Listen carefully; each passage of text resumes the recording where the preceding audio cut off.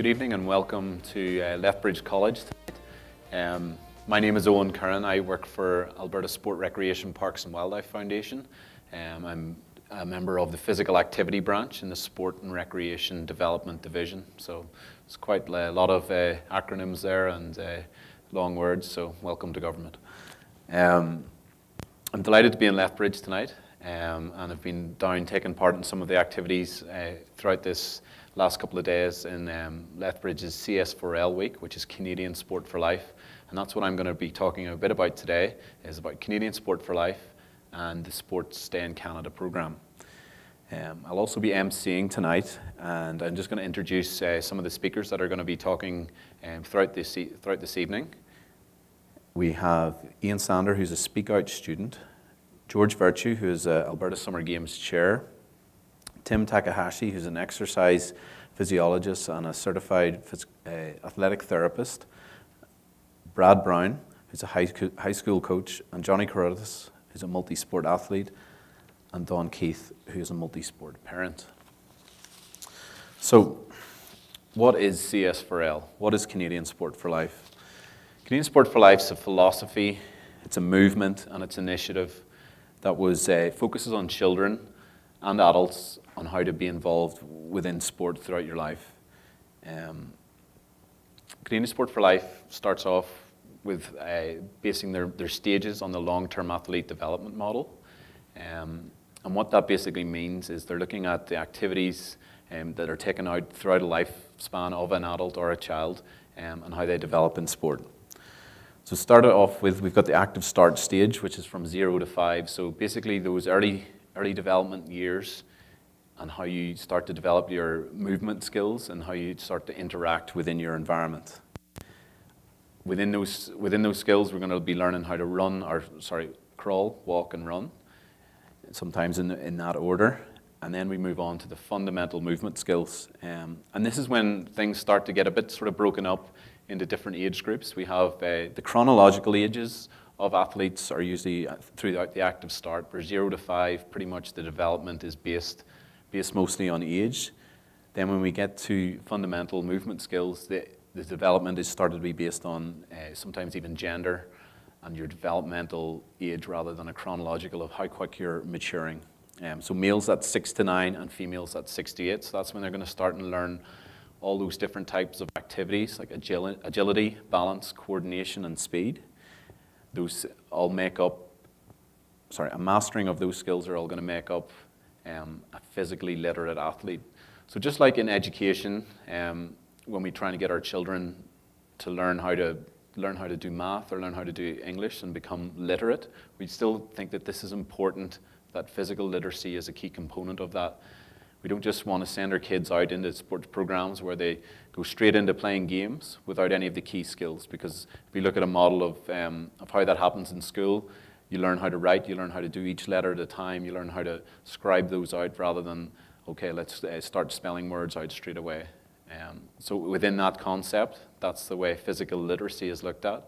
So if we empower people with physical literacy, especially our children, it gives them better chances to see what sports they're strong at and what skills that they may possess. So for the striking and running and the kicking sports like soccer, those are the types of activities that we would try and push through those skills. The next parts get into a bit more sport specific, where we get into learn to train. Males, this is 9 to 12, and females, this is 8 to 11. Again, looking at the sport specific skills now that we've mastered the basic skills or have a good understanding of that solid base. So we look at those athletes in those sports to try those skills out. Then we move on to train, so 12 to 16. So they're learning the more competitive things within those sports and learning a bit more about decision making and what it takes to be an athlete, not only in a sports specific setting, but also in a skill as well. So how do you make decisions on what you're going to do and how your opponents are going to be playing if it's a team sport. Then we move on to the excellence side of Canadian Sport for Life, which is training to compete. 16 to 23 is the average sort of ages for the male athletes, and 15 to 21. Again, you can see there's a bit of a difference there between the maturation stages within those types of athletes. The final stage is training to win. We're looking at putting Canadian athletes on podiums. well, it could even be in a local competition as well, and that's where the focus is there. And as you can see, this model really bases at a pyramid type scheme that we want to have a bigger base and more people involved in physical literacy. And not everyone's going to be a professional athlete or stand on a podium, but there's a space for everyone to be involved still throughout their career, which is the final and overall encompassing stage of the Canadian Sport for Life model, which is active for life. So even if you had a short career and you've got to refocus on going back into the real world after you've done your education, you can still be involved in sport in some capacity, whether it's as a recreational athlete, as an official, as a coach, or even as an administrator. There's still a position for everyone in those activities, and really to stay involved. And hopefully with that base of physical literacy, you've learned the good, healthy things about being active and the importance of keeping active within your life. So that's a sort of quick rundown on what Canadian Sport for Life is. So the key points when we're running or we're looking at what programs to put our kids into is that our programs are a developmental approach, and they're addressing the needs of young athletes, and they're progressive pathways with an emphasis really on fun, i.e. the fundamentals, okay? We've got to be aware that kids they're not miniature adults. And that means, what we mean by that is that all the rules that apply to us in modern day world where we're competing and doing things don't necessarily apply for kids. Some of them aren't emotionally and physically ready to be in that competitive setting. And it's not that we want to take kids out of being competitive at all. We just want to apply them and get them the base skills of physical literacy, so that when they get the chance and move up through their developmental, that they can know how to compete and have those basic skills set up. Sometimes if you rush that too much, they don't have those skills and they'll tend to walk away from the sports. There's been some good debates this week in the national papers about some of the Alberta or some of the Canadian soccer sports have looked at not scoring in soccer games and taking that out and making a winless competition. And some of the parents are outraged by this. They're saying that it devalues the sport and it devalues the competitiveness, and how do their kids are going to learn about winning and losing. And really that's not the focus of the argument. The focus of the argument is that if you take the pressure out of scoring goals, that they'll have more time on the ball in these small-sided games, and there'll be more development of the athletes and the kids, rather than focusing on one end outcome, which is often the result. So physical literacy is something that we need to work on. It can be referred to the Canadian Sport for Life as the lifelong model, the cradle to the grave. So in Alberta, we're trying to align everything that we do into the Canadian Sport for Life system or philosophy. We have a local, or the provincial Active Alberta policy, which was developed in 2010. And in it's really trying to focus on getting Albertans active, and it has 4 main outcomes on those premises. Now with that, Canadian Sport for Life language and the literacy is in there, so the words physical literacy is going to be ingrained in a lot of the programming. So we're trying to evolve those ideas and the principles of the CS4L movements into that. Also, the Canadian Sport Policy 2.0, which is the brand new version that was just approved by the ministers, the national ministers and the federal government in 2012 in June, has also adopted a CS4L type approach. So it's really a national model that's pushing this, and Alberta is actually one of the main leaders in that right now. Alberta's took a slightly different approach, and instead of focusing specifically on the sports, it's actually started to look at other elements of this. So they've took a cross-sectorial approach, and within that they've looked at education and what the education system can do, and how we can apply the ideas of CS4L and physical literacy into that, and making sure that our teachers, when they're at their college and learning to be teachers, are getting the importance of what physical literacy is. We've also looked at the health sector as well, and within health we've got a huge problem with obesity, and we're looking at a lot of health focuses on the cure rather than prevention. So we're looking at preventative health on things like obesity. where we've got different programs like the Healthy You campaign in Alberta, learning about nutrition and the importance of exercise, and looking at making sure that doctors are aware that sometimes a lot of people just need to have access to being physically active rather than any prescription of drugs or medicine that's going to help them. So spreading those important messages.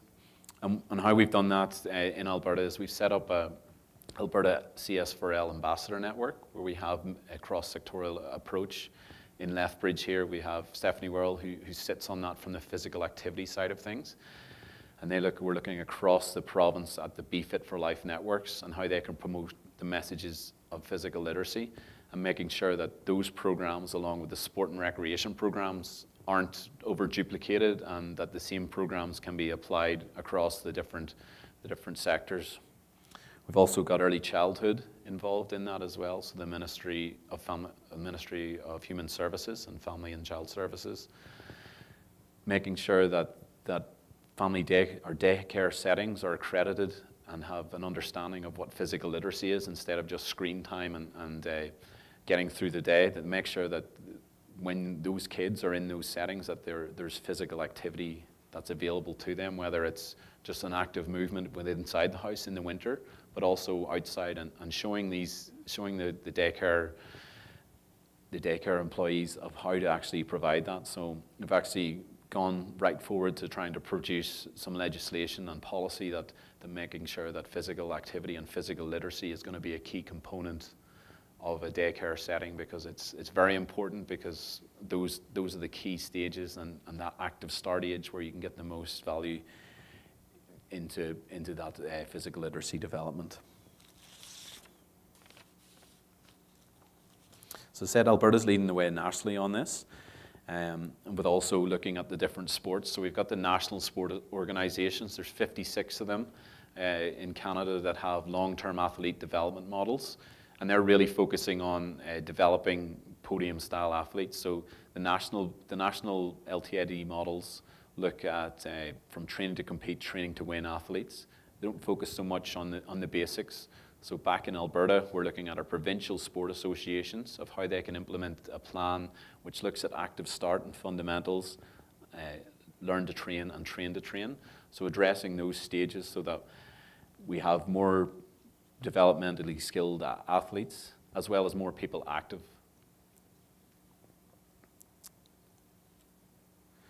So just to recap on that, so the sum of what the focus of is really looking at those first three stages.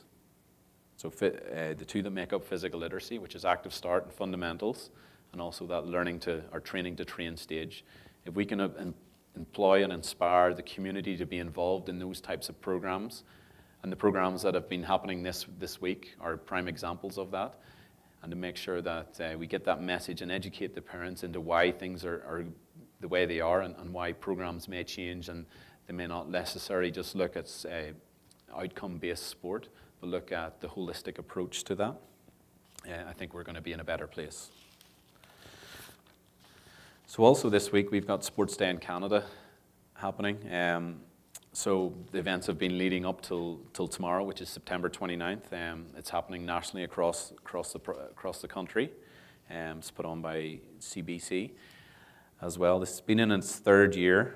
Some of you may remember Participation. And basically we're trying to inspire everyone to move and become more active. So again, pushing those messages through, so it doesn't necessarily have to be sport or recreation. It has to be physical activity, and encompasses everything. Okay, so our first speaker tonight is, as I mentioned earlier, Iain Sonder. Iain's an Alberta Speak Out student, and I'm just going to give you a brief bio on Iain. It is an honour and a privilege for Iain to serve in his second term of the Minister of Education's Student Advisory Council. He is excited to continue learning about different aspects of school life, such as health and wellness. During this year, Iain will bring his passion and channel it as he works alongside a capable team of leaders from across the province. He realises that education is a very personal process and hopes to improve the quality of education for all students. Iain will continue to be a strong representative for the south of his great province as he continues exploring the challenges and opportunities that will present themselves in the 2012 and 2013 year. Thank you.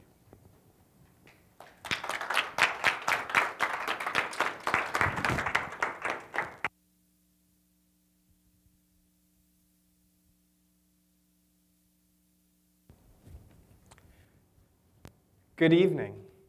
This evening I would like to talk to you about health and wellness in schools by starting with a short story.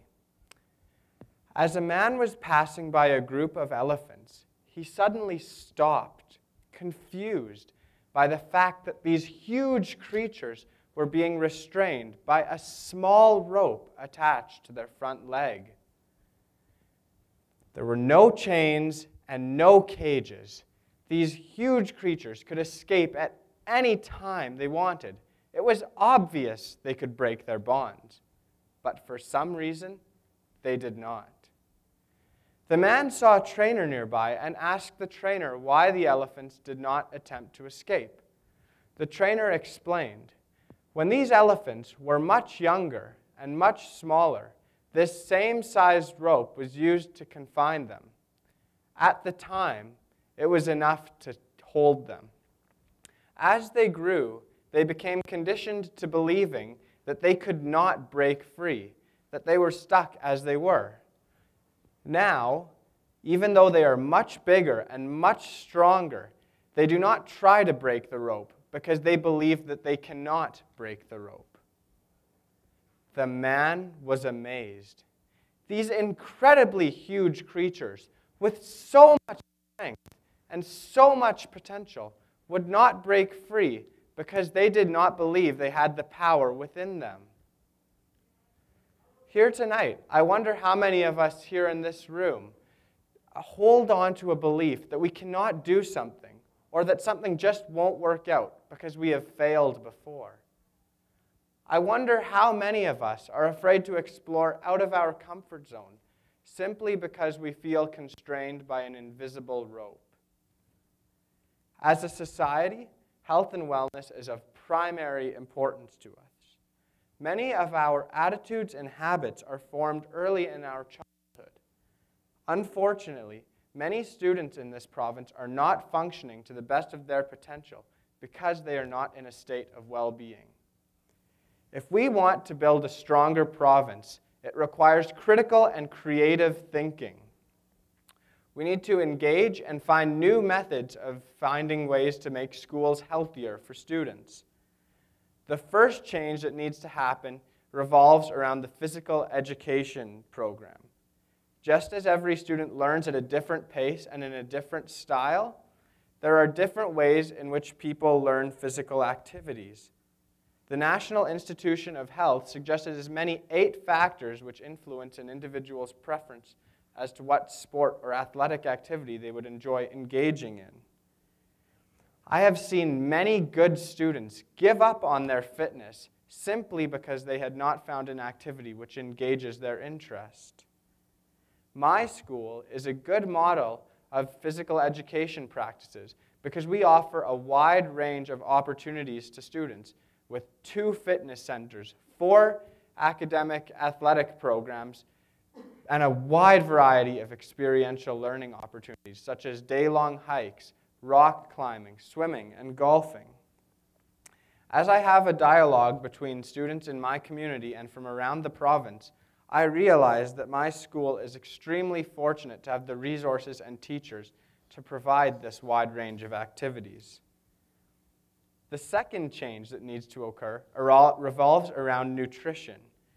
As a student, I have seen that skipping breakfast or not having a lunch negatively affects academic performance. I have friends who come to school and make absolutely terrible food choices. I mean, who has corn dogs for lunch and gushers for dessert? There are also students who starve themselves to attain some unrealistic body image. Or, more often than you may think, there are those students who cannot have lunch because they are living in poverty. Students cannot be expected to run on high gear all day if there is no fuel in the tank. While there are some lunch and breakfast programs in our province, This needs to become a province-wide initiative where all schools can provide for the students in need. In many affluent areas, for example, it is often automatically assumed that all students coming to school are well-fed and well-prepared. This assumption can be harmful to the less fortunate students who will frequently fall through the cracks. Conversations need to be held at the staff level to identify students who are in need and so that their physical needs can be met. Every school in this province should make provisions for their children. As Barack Obama would say, "Leave no child behind." The third change that needs to be made is that all schools need to support and foster a healthy living environment. This means that students who feel safe coming to school every day will be doing better. There also needs to be staff who can be good role models of healthy living. I believe that my school is once again a good role model of a healthy community. For example, I recently attended a grade 12 retreat where staff motivated us to follow our dreams and goals. Students generally feel safe and valued. The cafeteria offers a wide variety of healthy food choices at reasonable costs. The staff are leaders by example. My school principal comes out and plays basketball with the students at lunch. I mean, who would have thought the old man had game? Therefore, as we end this Canadian Sport for Life Week, I urge you to go back to your workplaces and your communities. Identify the challenges associated with health and to address those needs. Whether that means pushing to change the food in your vending machine, engaging in a sports-related initiative with friends, changing the environment of your workplace, or simply saying no to that second corn dog, take charge. Before closing with you this evening, I would like to share one last thought from Warren Buffett with you. Imagine a genie offers you any car in the world. The only catch? It will be the only car you will ever own. What will you do? Well, you will probably read the owner's manual about 10 times. You will take the car in for oil changes twice as often as is necessary, and you would take fastidious care to ensure that your vehicle remained the car of your dreams. Think about what this tells us about our bodies. We only have one mind and one body. And that will be the one that is with us for our whole lives, in our 20s, in our 30s, in our 40s, and, well, I can't count beyond that, but I'm sure you guys get the point. Take care of yourself and maximize your potential. You do not want to end up with a wreck in your hands. Your main asset in life is yourself. If you value yourself and invest in yourself, you will be a valuable asset both to yourself and to your community. So now, for the real question. Do you want to be a Porsche or do you want to be a K car? Thank you. Okay, well, thank you very much, Iain, for coming to present tonight. And on behalf of Lethbridge Sport Council, I'd like to present you with this thank you, and thanks again. Okay, next up we have George Virtue. I'm just going to give you a quick bio on George. George was the Alberta Summer Games chair, appointed by the City Council in June 2010. To be the chair of the Alberta Summer Games in 2012. George was involved with the 1996 Alberta Winter Games and the 2007 Scotties. His father chaired the 1975 Canada Winter Games. George is a managing partner with the accounting firm Young Parkin McNabb LLP, where his practice consists primarily of business consulting for larger businesses and non-profit organizations. He has a passion for fly fishing, whether it's wading the Crow's Nest River, drifting the Elk River, float tubing southern Alberta trophy lakes, or wading Pacific Ocean flats near the equator in search of the elusive bonefish. He also likes to do a little uphand game bird hunting, which gives him an opportunity to spend time in his beautiful surroundings of southern Alberta. George, welcome. All right, I can even hear myself. That's great. Do you have a spot where you want me to be? This going to be good here? All right, well, thanks for having me. It's pretty cool. The whole excitement of the games was just over like that. So it's great to have a moment to relive it with you people here. So thanks for having me. We had the Alberta Summer Games here right at the end of July, and for those of you that aren't familiar with that, as you were speaking earlier, I thought we had 2,601 of those kids that had all gone through those various development programs, and what a special treat to have 2,600 young, enthusiastic, fit athletes that we got to spend 4 days with here in Lethbridge. It was just a fantastic event. So what I want to talk about this evening is this kind of role of leading in sports, and I guess you need to know a little bit about me. I as a managing partner of a chartered accounting firm, I lead about 100 people in our organization. So I do a lot of research, I do a lot of study, and over those years I've learned one thing, and that's that I've never had one original idea. But what I do is I steal ideas from other people. So that's what I'm going to do tonight. I call it learning, but it's really stealing other ideas people. So I'm going to make some references to a few great books and a few other resources to share with you this evening. You may have heard of some of them. Built to Last is a great book that talks about visioning for companies.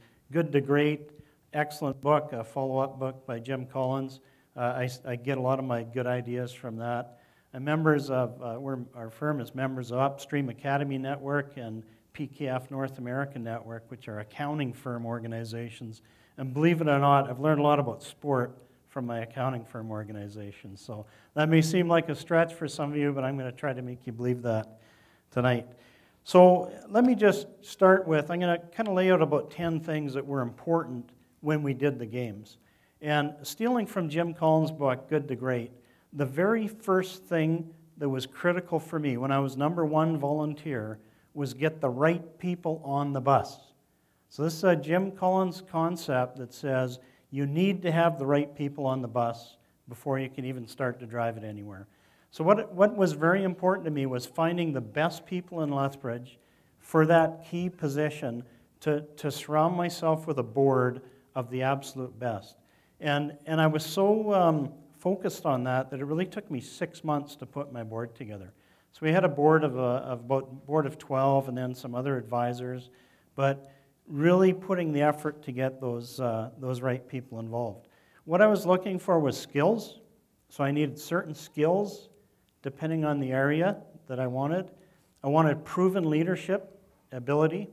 I wanted people that were connected in the right place, and people that, most importantly, had a passion for sport and a passion for our community of Lethbridge. So by the time I managed to spend 6 months putting my board together, I absolutely had the right people on the bus. And I think that this was the first games that never lost a board member in the 2 years of planning, because we started with the right people. So that was key. I maintained very high standards. I went out looking for the person. When I got a no, I kind of went and said, okay, who's the next best person I can get? And we had some amazing people, so that was fantastic. The next thing goes to making sure the right people are in the right seats on the bus. So before we drive off, we still get everybody in the right seat. And this was one that was a little bit trickier. When I went out, I was looking for certain people to fill certain roles. But as we moved through the planning process, it became clear that although I had the right person, I had them in the wrong seat. So we did a little bit of realigning. We did some of that, and we found that the best way to use this person was to change their role a little bit, or to move Dennis Hatt from my vice chair into the director of accommodations, because that was the best way to take advantage of Dennis's strengths. So, never think that what you do right off the bat is what you're locked into. So we got everybody in the right seats. So now we are ready to drive the bus. So how do you drive a bus when you're planning a huge event? Well, you go back to Jim Collins' first book called Built to Last, and you do a visioning process. So we got all our board together in one place, and we spent a day together, and we were doing visioning. We talked about what do we want this organization to look like? Where are we trying to get to? What is it that we are trying to deliver? And we came up with a visioning document that kind of looks like that. So it's not a complex thing. It basically says when we finished our visioning process is that we will provide the best experience for everyone involved, and that we'll leave a legacy of passion, enthusiasm, and spirit. That was really what we were all about. So we weren't, I mean, that could be a CA firm we're talking about. That could be anything, but it happened to be the 2012 Alberta Summer Games. That vision drove us. We had board meetings where we said, hang on a sec here, is this leading to the best experience for the athletes? Is this something, wait a minute, this is for everybody. What about our volunteers? Will this make this decision lead to the best experience for our volunteers? So our vision then we used to guide us. We came up with 6 core values that were important to us. Things like teamwork, communication, support, those things like that we said, whatever we do, we're going to work together in a certain way. So that was kind of the vision. It was critical that we got our vision in place. So now we were kind of ready to get going, start doing some planning. We had our vision, where we wanted to get, what we wanted to deliver. We had the right people, everybody on the right bus. And then we got all together, and I scared the heck out of everybody because I said this. I said, people, I want you to know one thing. I love conflict. I thrive on conflict. I wanted to make the point that without conflict, we don't make good decisions. Now, what do I mean by that? This is hugely important. This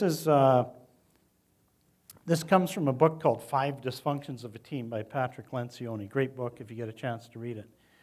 Conflict means that without trust, we won't have conflict. Once we have trust, now we're willing to say, Susan, that's a great idea, but it's just not going to work. And let me explain to you why. And Susan will say, I hear what you're saying, and I'm not sure I agree with you. Think about this, George.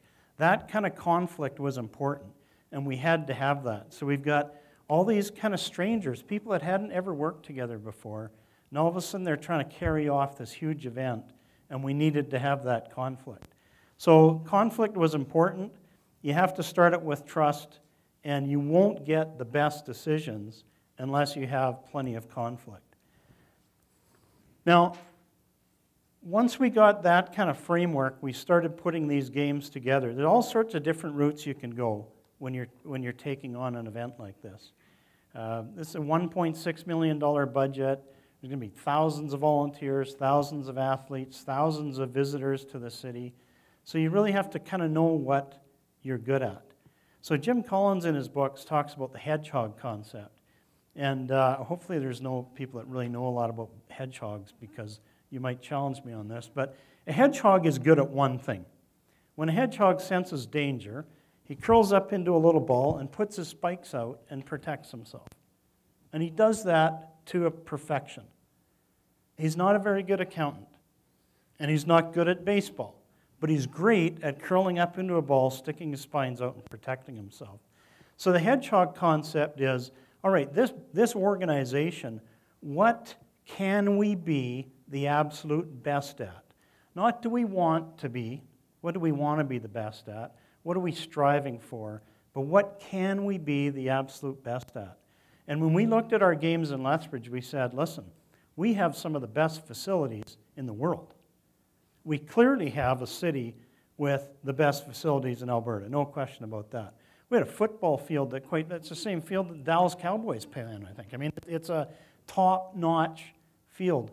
Our soccer center, all of our facilities, we knew that we had that as a hedgehog concept. We had best facilities. We knew we could deliver a food product second to none. If we got the right thing happening, like the college catering it and making it happen, which is what we did. So we had an awesome, awesome food. The other things that we realized we had was incredible transportation. We've got a big city with busing systems all over and school buses and a very organized transportation system. So we knew we could nail that. The other thing we had was culture. The city has an amazing cultural heritage. And our games were going to have a cultural component. So we knew that that was part of our hedgehog concept. And the last thing that we saw was we knew we had amazing volunteers in this city. All the events that we've done in the past, all the events that actually happened in 2012, from the curling, the air show, the Dragon Boat Festival, the Little League, I mean, all those things that happen create this amazing resource of volunteers. So we knew we had that. So when we looked at what can our hedgehog concept be, we knew we could put an event run by amazing volunteers, fantastic facilities, food, transportation. We knew that we could keep our athletes happy because we had that going on. We started building our games around that. Now this idea I'm going to steal from my firm. In my firm, Young Park McNabb, our core value, at the center of our core values, the very center of our mission statement, says we have fun, period. So an accounting firm, we have fun. And believe me, we figured out how to do it. That's a challenge. That's like you go to the dentist and have fun. Yeah, we can do accounting and have fun. So one of the values I wanted to have was we are going to spend a bunch of time. The planning process was 26 months for our games. We had people that spent 500 hours of volunteer hours getting ready for these games. It would be silly to do that and not have fun. So fun was at the core.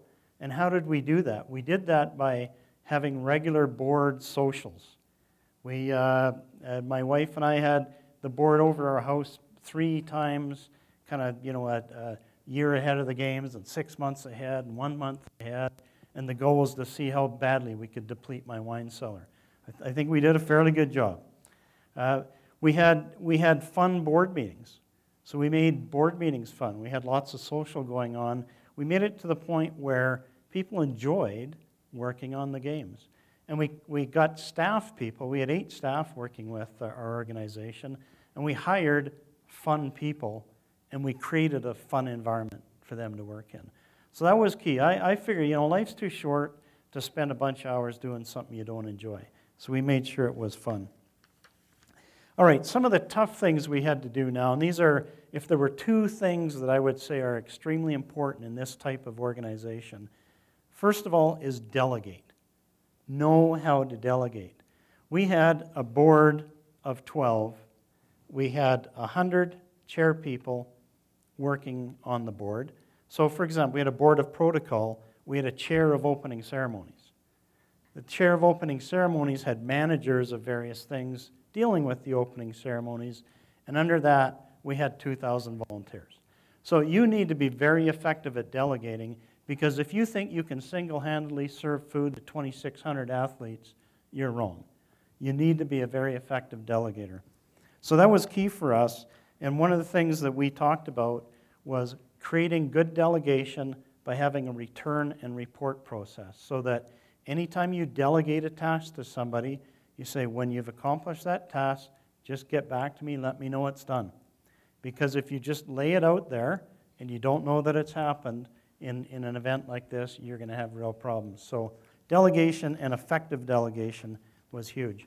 The second thing that I would say is extremely important is effective communication. So again, we ended up with just over 2,000 volunteers. Trying to run a 4-day event with 2,000 volunteers, everybody thinking that they've got their thing handled, especially when so much crossover happens. If the bus is late to the food center, that messes the food center up. Then they leave the food center late, so that means they don't get their sporting event on time, which means the medal presentations have to happen a bit later, which means the bus needs to pick them up a little bit later, which means now dinner's got to be a little bit later. I mean, all these things just go crazy. So communication is effective. One of the things that I told my people, and I can't remember where I stole this from, but the biggest problem in communication is the illusion that it has occurred. I mean, think about that. The illusion that it's occurred. It's like, how many times have you heard, well, I told you that. I'm sure I told you that. I sent you an email. or whatever reason. But that's the challenge with communication, and especially in an organization like this. So one of the keys that we tried to do and that you have to do is avoid the email myth. Email can be disaster for communication. It's kind of a pet peeve of mine, but email is great for disseminating information. You cannot have a meaningful discussion by email. Okay, if you're going to send out an email saying do this, and then it's get back to me and make sure that's happened. So we tried to encourage face-to-face communication. We started all our board meetings with kind of 15 minutes of just getting in front of one another and talking about things you need to talk about. And we ended every board meeting with sometimes an hour of just two people getting together and talking about things because it was important to do that communication. So I guess the final thing is when you roll all that together, when you look at everything that we built, we created a culture for the games. And whether you know this, any organization you have, whether you know it or not, you're creating a culture. We chose to choose our culture and to control our culture. If you don't do that, you'll get a culture, you just won't have a clue what it is. So we managed our culture. We did it by living our core values, by paying attention to our vision. We took a leave nothing to chance approach. We planned everything. We had this manuals like that long that told us what to do, and then we still had to do a whole bunch more work. We planned for every eventuality. Eoghan Bosnick knew what was going to happen. If we had thunder showers at 3 in the afternoon, we had to get track and field off the field. I mean, we had that all done. That was our culture. But we finished, despite the fact that we started with a leave nothing to chance approach, we finished with an it is what it is approach. When you've got all that going on, hey, don't lose sleep over it. Remember, we're here to have fun. Let's do the best we can. Let's make it happen. And we ended up with what I called wedding planner mode. So the wedding planner mode was, you know what? You know that didn't happen, right? But problem? What problem? As long as nobody else knows about it, everything goes great. So don't be afraid to go there.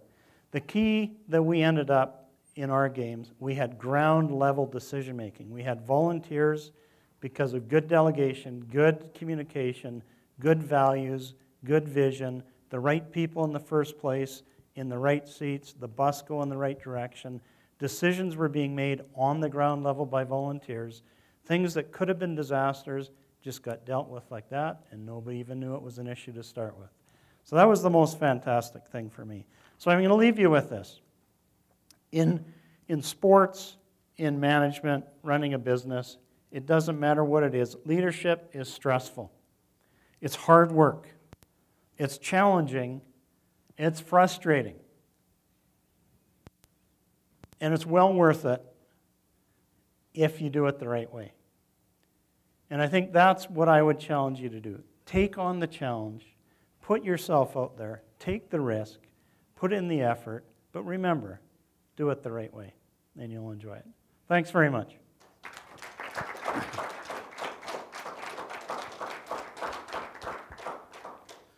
Thank you, George, for a great talk on the organisation behind what I can say from Edmonton and some of the staff that came down from the Alberta government to take part in the Lethbridge Games said it was a fantastic event, and our congratulations again to you and your teams. Right, thank you. Are there any questions for George? No, you're getting off. One. You know what? I would no, because there never will be another 2012 Alberta Summer Games. I'll do something again, but it won't be that, Gary. I'm sure you're a wanted man for programs in Lethbridge. And again, from the Sport Council, thank you tonight for all your help. Thank you very much. Thanks. Okay, next up we have Tim Takahashi, who's an exercise physiologist and a certified athletic therapist. Tim has been a certified athletic therapist and exercise physiologist working in private practice in Lethbridge since 1998. He worked as a doping control officer at the Vancouver Winter Olympics in 2010 in Whistler and has been a member of Team Canada medical staff at 2 Maccabi Games in Israel, 2005 and 2009, along with multiple Canadian National Judo Championships and Canadian National Track and Field Championships. He holds a master's degree in kinesiology from the University of Calgary and is a certified strength and conditioning specialist and certified exercise physiologist. Tim is also a physical training instructor for the Police Academy, training Lethbridge Regional Police Service officers and officers from other law enforcement agencies. Tim is a sessional instructor at the University of Lethbridge in the Faculty of Kinesiology and instructor at the Lethbridge College in the Exercise Science program since 2005. Tim is also involved with the Alberta Sport Development Centre as an athlete enhancement team member to the SDC's programs. Tim is a second-degree black belt in judo and is the current two-time men's lightweight masters Canadian national champion and was the Lethbridge Sport Council Masters athlete for the year in 2011. Tim also enjoys football and has been coaching high school and junior high school football for the past 17 years. He serves as a sports injury and sports performance consultant to many local high-performance, Olympic-level and professional athletes. Tim combines his 15 years of clinical experience with his academic accomplishments and knowledge of sports injury and sports performance to provide innovative sport medicine services to numerous athletes he works with at the Rebound Health Centre at the Sports Medicine Centre located at the U of L. Welcome, Tim.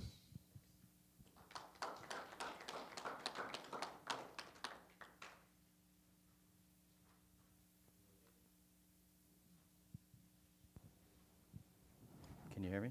Okay. Well, thank you for inviting me to speak tonight, I'm very actually honored to be associated with all these other people here that are associated with sport. I've been asked just to speak about some of my experiences as an athletic therapist and as a doping control officer, and all my other experiences that I've had working with athletes that are pursuing sporting excellence. I just wanted to start with a quick story. So just to give you a background, obviously my background's in judo. I enjoy it. I've been doing it, and I actually started when I was quite late. I was about 27 years old when I started training, seriously. My daughter started, so I thought I would just do it for recreation and for fitness. I enjoyed it quite a bit. And about 4 or 5 years ago, I was just sitting at the dinner table, and I remember very clearly I had a moment of clarity, and I stopped what I was doing, and I basically just said this statement out loud, and I wasn't convincing anyone. I was just saying it out loud. I said, I think I can be the world masters judo champion, and I think I can win worlds. And I said it I just said it very calmly, very quietly, and I was expecting a few responses, but I got silence, absolutely nothing. And in fact, some people got up and left the table when I said that. And I use that example as just as an illustration of what was going through my mind. With athletes in athletics and any type of sporting endeavor that they do, they will have a vision or a dream that they want to do. And they have to have that absolute commitment to know that they can do something. The belief, they have to believe that they can do that. And at the time, back then, I believed that I could do that. Now, whether or not that was going to be a reality or not was irrelevant to me. And as over the past 4 or 5 years, I've stuck to a plan. And I started saying, well, if I'm going to really do this, how am I going to do this? I need to have a plan. I need to have the right people. I have to surround myself with the right people. And it'll take some sacrifice, some dedication, commitment. It'll take resources, time, getting up early, not eating whatever you wanted, whenever you would like, and some sacrifices like that. So I just use that as an example because I wanted to just talk about just some of those things that athletes require to achieve excellence. And I've with my association, with athletes, either treating them as an athletic therapist or training them on the performance side, I realized that early in my academic career that there are certain things that need to happen for that dream to occur. And I will just, I just want to pull this up here, if this works. Oh, it is up like that. Perfect. Okay, sports medicine model. So when I was in graduate school, hopefully you can see that. This is not mine. This is from Dr. Reed from the University of Alberta. So when I was in graduate school at the University of Calgary, we came across this model that just very graphically illustrated how the sports medicine model is an athlete-centered model.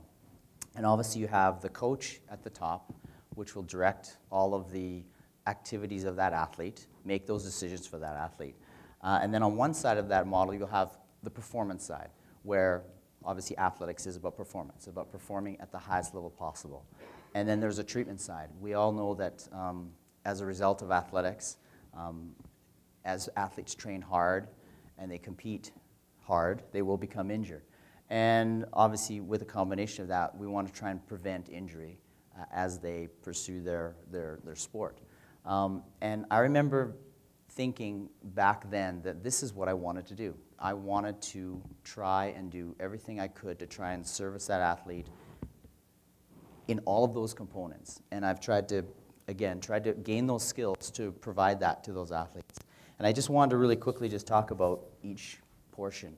The first one is the coach. And with my own personal judo experience, obviously in Lethbridge, we have the Lethbridge Judo Club and Mr. Yash Senda, who he unfortunately passed away a few years ago, but he was my coach. And I trusted him, and I believed every word that he said. And I did everything that he said, without question.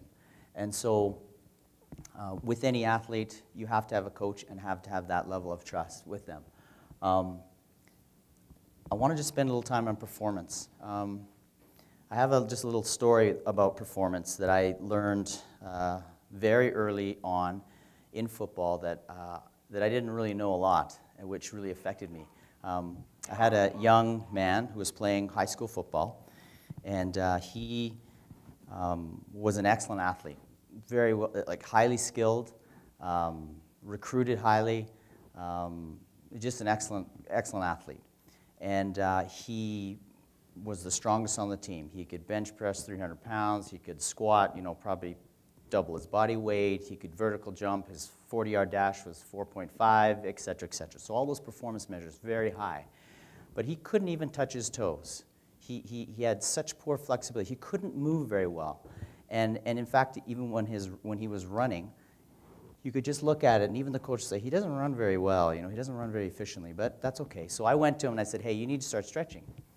And he would say, and his response was, well, why? I'm the best player on the team. I'm the strongest guy on the team. I can bench press. I'm the strongest guy. Well, why should I do that? And I remember thinking very clearly at that time, I thought, well, he's right. I had no answer for him. I said, well, okay. I just left him alone. But as the seasons went on, and he was in grade 11, by the time he hit grade 12, he had debilitating back pain. And I was asking him, and so he's coming to me, and I started to work with him, and I started to treat him a little bit, and something was wrong. I knew something was wrong. So we went and got an x-ray, and he had a spondylolisthesis, which is essentially a stress fracture in his back. And that was essentially from some poor flexibility through his hip flexors and through his hamstrings, and et cetera, et cetera. So I remember thinking very clearly at that point, I don't want that to ever happen again to an athlete that I am responsible for, because I felt guilty that I let that go. And so on the performance side, generally, I found that athletes fall into 4 categories. You'll have an athlete that is an optimally performing athlete. On the base of that optimal performance athlete's pyramid is functional movement. They should be able to squat, jump, run, move very efficiently without any type of any types of deficiencies or problems. The next portion of that pyramid that I'll look at, or sports performance people will look at, is functional performance. So that's your basically power, strength, all those measures that you can actually, or all those fitness components that you can measure. Vertical jump, which is a measure of power, et cetera, et cetera. So we'll actually do those performance fitness tests. But then at the peak of that is functional skill, is basically how skillful they are, technical. And if you look at that, if you have a well-balanced athlete, you'll have a broad base of movement, great performance measures, and skill, a skillful athlete. But this athlete that I gave you that example about was an overpowered athlete. So that's the second kind of athlete I see, is that athlete that, and I found that in our North American thinking, we have a high emphasis on strength, high emphasis on weight training, which is great, but that is only working on performance measures. And so you'll get an athlete that becomes extremely strong, but can't move very well, but highly skilled. And that was that kid. And that's where he becomes overpowered. Now, not overpowered as he's too strong. His strength, it overpowers his ability to move. Okay, there's more of an emphasis on just that explosive power rather than his ability to actually move efficiently and safely and without injury. The third type of athlete in the performance side is your underpowered athlete. So that's just the athlete that just needs to simply get stronger. Excellent skill, good movement, but just needs to work on strength. And that's where a lot of the coaches can identify that, and that's not a problem. Very easy, we can do that. But the last one is the underskilled athlete, where they can move, they have good movement, pretty good performance measures, but they just lack those technical skills. And that's where they just need to, as we've heard, they just need to learn those skills a little bit more. They need to take a few years to get better and to improve their performance. And so on the performance side, I've really tried to classify, when I look at athletes or when athletes are coming in just on the performance side, I'll look at that on those 4 components and I'll say, what athlete are you? And particularly even with the police training program, I'll look at those police officers that come in and say, well, where are they? And you'll have a wide range of these athletes, these police officers that have to perform these tasks, and we try and work on those components. So that's just on the performance side. On the treatment side, we live in a society where we're basically a pain-based society, I call it. Really, when we have a pain, we want it to go away, and we'll do whatever it takes to go away. And particularly in the sports medicine model, there's an emphasis more on the performance. We do try and alleviate pain, but really the emphasis is on performance, because eventually we want to move that athlete from the left side of this model to the right side. We want to move them from injury over to function and performance.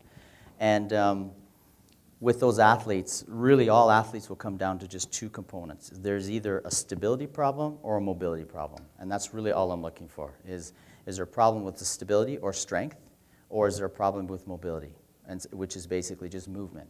And if you want to boil it down, it's flexibility.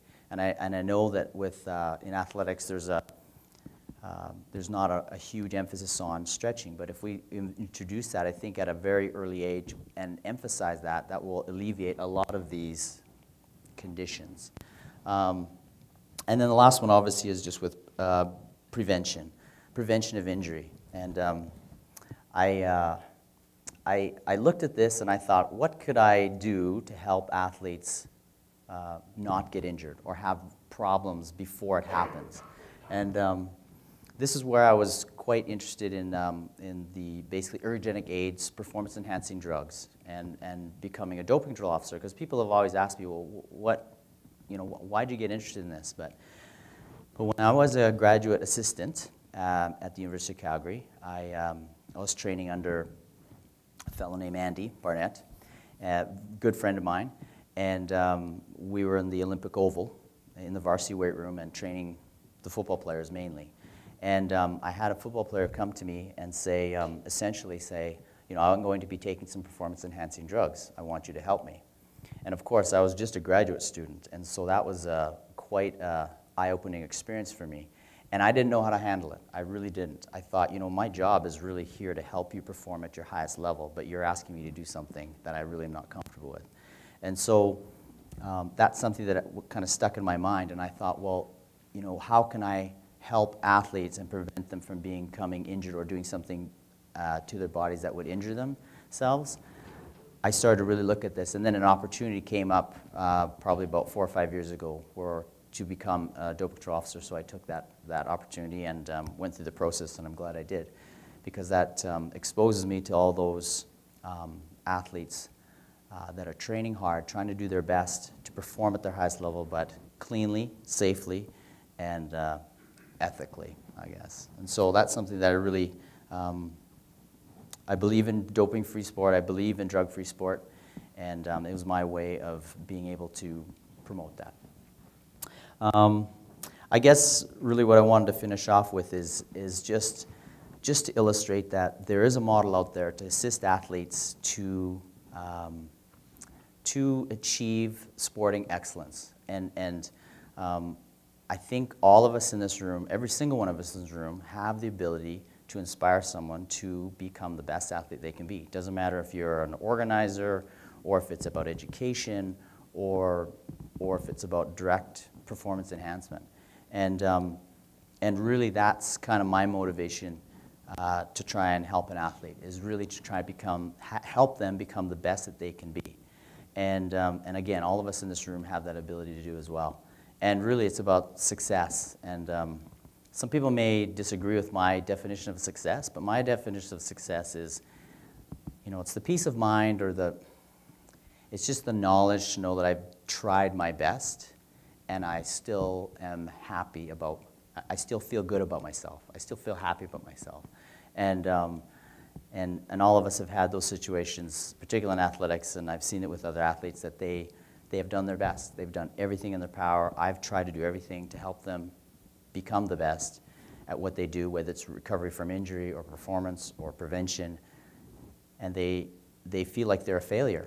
But I'd say, that's not true. You've dedicated your life to doing something that you love, and you've done the best that you can. You're a success. You're a winner to me. And I've been in situations and matches where I've absolutely done my best and I've lost, but I felt good about myself, and so I felt successful.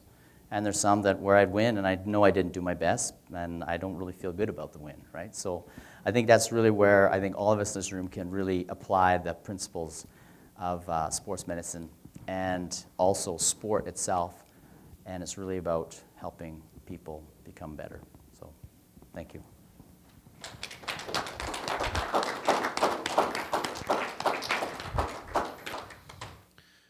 Thanks, Tim, for a very interesting insight into sport from some sides that we may not normally see it from.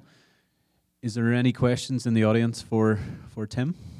In your model, I'm wondering where sports psychology fits into that. Is that kind of the coaching side, or is that maybe another layer on the performance side? Generally, it's more on the performance side because it's about performance. So sports psychology for performance.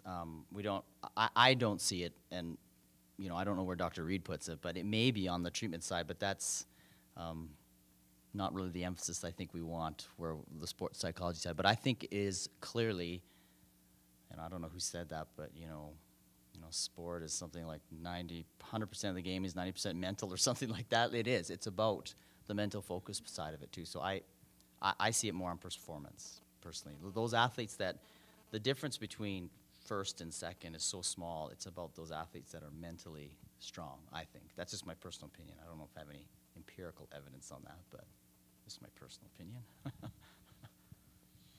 Anything else for Tim? Okay. Well, thank you again very much.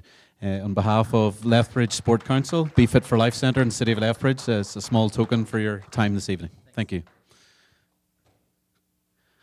Okay, we've reached halfway through our program tonight. We're going to have a quick 10-minute break, and there's some refreshments and light snacks background in the foyer, so please go around and help yourselves, and we'll reconvene again at about 8:25. Thank you.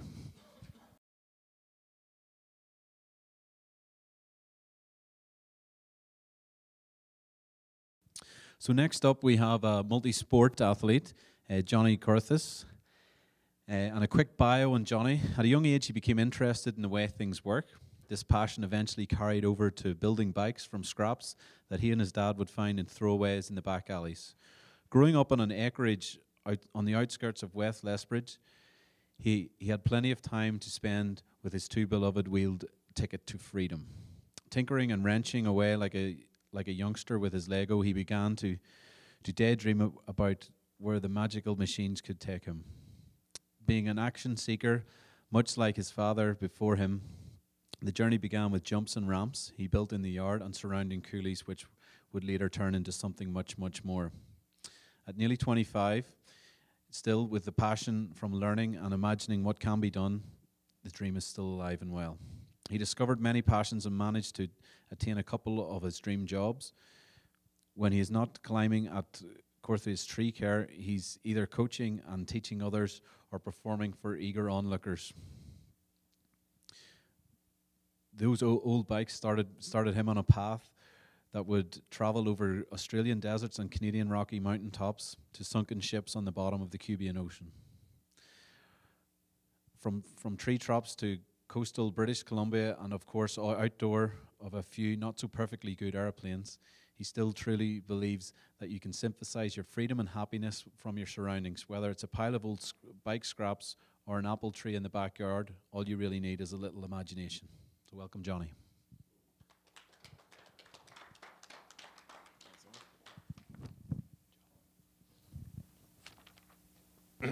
Am I on? Check, check, check. Yeah? I'm a little bummed out that Iain left. He shared a really cool story about some elephants that had ropes tied to their legs. And it's really neat because I grew up with my mom, and on the fridge he had this little comic. And it was a Garfield comic, of course. And it had a picture of Garfield, and he had his coffee cup, and he was walking on the coffee table, and John had come into the room and said, "What are you doing? Cats can't walk on 2 feet." So we got back on 4 feet, and he put the coffee aside, and he walked out of frame. And I always looked at that as a kid, and I was like, wow, that's kind of cool. So I'm going to get into a little slideshow here. What I do want to talk about are a few things that I've learned throughout sport, through some of the experiences. I've learned the hard way and the easy way, and we'll just get right into it. So I like to think that in my day I've had some pretty good ideas. This is one of them. Sometimes I can get a little bit silly. Sometimes they go as planned. I've won a few trophies. I've managed to pull off a few things on my bike. I've jumped off some roofs, and I rappelled into the 12 Apostles in Australia. One thing led to another, and I ended up seeing what it would be like to take an inflatable raft out of an airplane and just, let's see what happens. And as you can see, it worked out pretty well. Where the heck do we get these ideas? Why do we do what we do? You see, sometimes things can go a little bit not quite as planned. Sometimes they can get kind of nasty. I wish Tim was still here because I'm sure he would have appreciated this. That's supposed to be connected. That's not supposed to look like that. That was actually about a month ago. I just finished breaking my left foot. And then other times things can just get really, really ugly. What I want to share with you guys is a quick story. When I was 16 years old, I did break my neck. I was paralyzed from the neck down for 3 to 4 minutes. When I landed on the ground, I was in the fetal position. I could see my hands, but I couldn't make a move. And when you crash, anybody in here that's crashed before, you know that you do the head, shoulders, knees, and toes check. You're in the ground and you wiggle your toes and you're like, oh, okay, well, my feet aren't broken. You move on and all the way up. And I wasn't getting anything back from anywhere. And although 3 or 4 minutes sounds like a short period of time, those were the longest minutes of my life. And in those minutes, I sort of got to thinking about some things. The 16-year-old brain in me said, I'm never going to ride my bike again. Well, I was 16. I didn't even think about walking or leading a completely normal life. All I was thinking about was biking and how it had totally taken over my world. About a month ago, when Stephanie asked me to speak at this, I asked her, well, what would you like me to speak about? And she was like, sports. And I was like, okay, that's a little vague, but I'll see it. I'll do my best. I looked up some definitions, and I don't really agree with much of them. And I'm glad that Owen, you touched on this as well. It's not necessarily about winning or losing, and it's not about necessarily competition, but about making people physically literate. as you can see here, an activity involving physical exertion, blah, blah, blah, blah, blah, an element to competition, in no way harmful to any living creature. That one makes me laugh because you just saw photos of me, I guess, except for yourself. On the very bottom, though, the best one that I found here, except for, at the very bottom, number 3, a diversion, recreation, or a pleasant pastime. A diversion, that kind of stuck true with me. We go through life and we do these things, and some things sort of just fly past us, and maybe the reason that we get so involved in the things that we do is a bit of an escape, sort of a diversion from real life. And that one kind of hit home with me because I thought back to when I was, sitting there on the ground and I was looking at my hands and, this could be it. After the recovery process, a couple months later, when I got the neck brace off, I really kind of started to think about the little things in life and how it was rad that I could look both ways across the street without having to do the Batman. I thought it was pretty neat that I could shower by myself. My mom didn't have to help me. I could fall asleep without having to lean against the wall. And the gears started turning, and the mountain biking was great, but I wanted to see and I wanted to do more because you just never really know. You never really know when things are going to, go a little bit awry. So my friends and I went out and we bought this bus so that we could travel around, we could do all these things together and experience these sort of things together. As I said, after the mountain biking, I sort of wanted to do a little bit more, so I started to dabble in rock climbing and a little bit in skydiving. And what we ended up doing a couple years ago is we went on a skydiving trip. And you can see everybody here, we're trying on our super stylish jumpsuits. And again, another story that I want to share with you. Something new that sport taught me on this trip. We got down to skydive Lost Prairie, everybody got out of the bus, and basically it was time to get the waiver signed and things like that. So I like to hurry ahead. I had jumped before, so I just kind of wanted to get all the paperwork dealt with so that we could really enjoy that experience. And as soon as I stepped foot off of the bus, I met this guy, and I'll never forget this guy. Immediately he came up to me, shook my hand, he introduced himself, and he was like, "What is this all about? You gotta tell me about this bus and the things that you guys are doing." And I was like, "You know what? This isn't anything real serious. This is just something that we wanted to do so that we could experience these things together." And he was just like, "Wow, I've always wanted to do that. This is so cool. Keep it up. I can't wait to talk to you later so we can discuss this further." And I was like, "Wow, this guy's really neat." So we head in, we do all the paperwork, blah, blah, blah. Everybody's getting suited up. And lo and behold, the same guy that I had sort of ran into when I got out of the bus walked up and sort of stood over us. And after a little while, he kind of got our attention. And he looked up and he said, "All right, guys, my name's Fonz, and I'm going to be your tandem master today." And we were like, "What?" Now, Fonz was, I'd say, about 6 months out of Vegas in his sort of look. And anybody in here that's been to Vegas before, you know the look. He's a little rough around the edges. He's got a smile on like he's up to something. He's got the bright shades on. But he's kind of got this aura and this zeal that just tells you that he's been there, he's done that, and he's loving it. The first thing that he told us before what it was going to feel like, before whether or not we were ready to die or any of that kind of silly stuff, is he looked at all of us and he said, "I don't care what your religion is, what your beliefs are, how you feel about your consciousness, your being, your soul, whatever it is," he said, "you came here to this place with the intimate knowledge of flight." And we were like, "Yeah, okay, bro, whatever." But in our reality, he had this zeal and he had this passion, this creativity that just shone out. And he said, "What else can you learn in 60 seconds or less?" And we were like,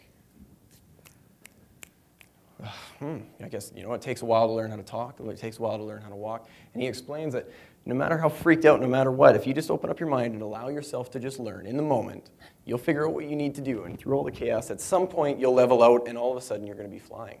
And that just really struck home with me. I was like, wow, this guy's been doing the same thing for 35 years. He had over 11,000 jumps at this point. This guy has been falling through the air longer than I've been driving a car. Okay? Unbelievable human being. We got up in the plane. You can see him here with the hand up. He's kind of keeping us all excited, and he's rearing us all up.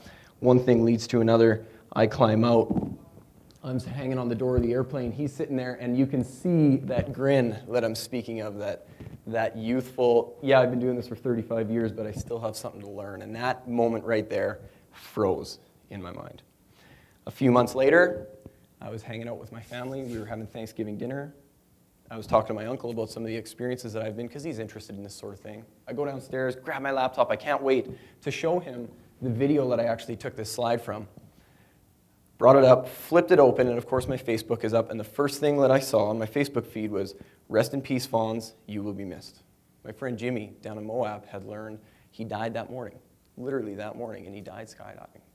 And that broke my heart because ever since that trip, all I could think about was meeting up with Fonz one day and talking about all this stuff, and I never even got to connect with him. I never got to finish that up.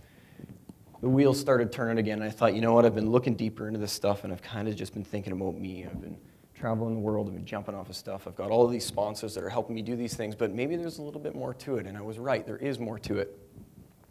And I started to think about that creativity, and I started to think about that zeal and that passion that I saw in this 50-something, 60-year-old guy 6 months out of Vegas. He taught me that you really got to open up your mind and you've got to just allow yourself to embrace those people around you that could have positive influences on you. You've got to think about your creativity. You've got to embrace that childlike imagination that gets you to do these kind of things. I took that to heart.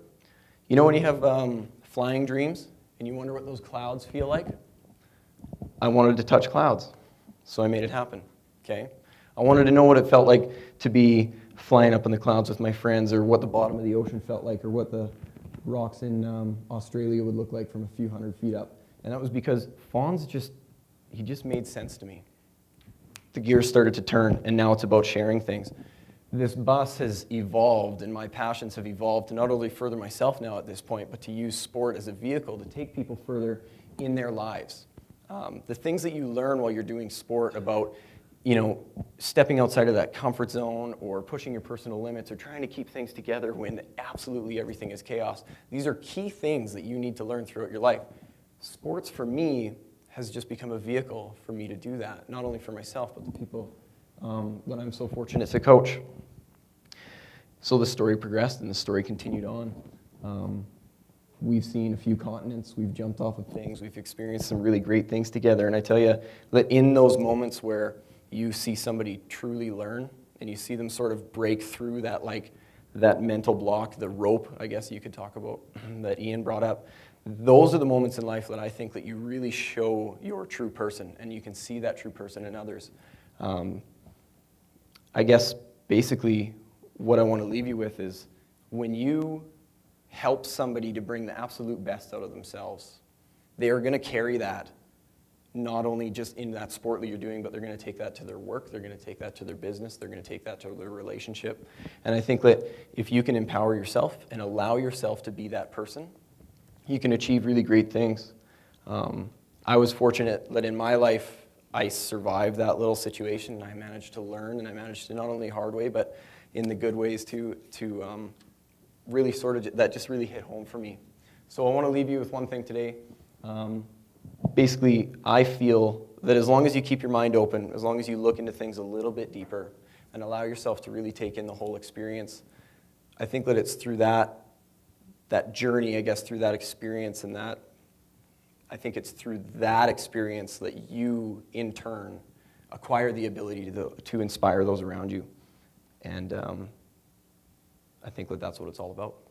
Thank you.